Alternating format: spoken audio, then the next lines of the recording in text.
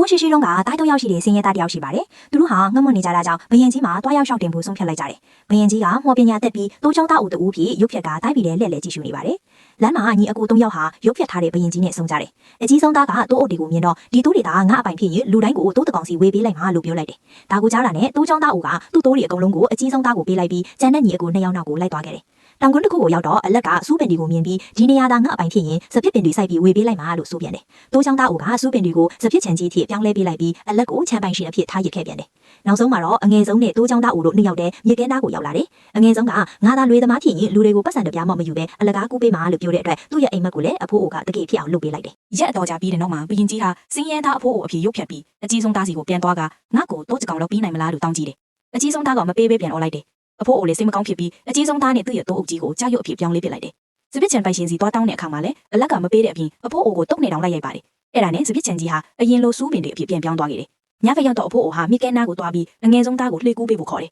။အဲ့ဒီအချိန်မှာအငယ်ဆုံးသားရဲ့ဇနီးကမိဖွားနေတဲ့အချိန်ဖြစ်နေပြီမဲ့အငယ်ဆုံးသားကတော့အဖိုးအိုကိုလှေနဲ့ပို့ပေးခဲ့တယ်။အဖိုးအိုကလှေကပေးတာကိုလည်းမယူတဲ့အပြင်သူ့ရဲ့အိမ်ကိုဖိတ်ပြီးဧည့်ခံခဲ့တယ်။ကလေးက9နှစ်သားအရွယ်ရောက်လာပြီမဲ့အသက်20အရွယ်လူပြိုကြီးတယောက်လိုတန်မာနေတယ်။အဖိုးအိုကအရှင်ဖြစ်သူခိုင်းတာနဲ့ရန်သူကိုခေါင်းဖက်နိုင်တဲ့မော်ဒါတစ်စင်ကိုလက်ဆောင်ပေးလိုက်တယ်။ပြီးတော့အဖိုးအိုကမှားလိုက်တယ်။ဒီဓာတ်ကိုပြဖို့တက်တက်ပေးတာမဟုတ်ဘူး။နင်းလင်းတိုင်းပြီးကိုသွားပြီးအလုပ်ရှာတော့အဲ့ဒီမှာနေတိုင်းတိုးချောင်းသားတွေဟာစမ်းကြဲစွာပျောက်ဆုံးနေလို့ပဲတဲ့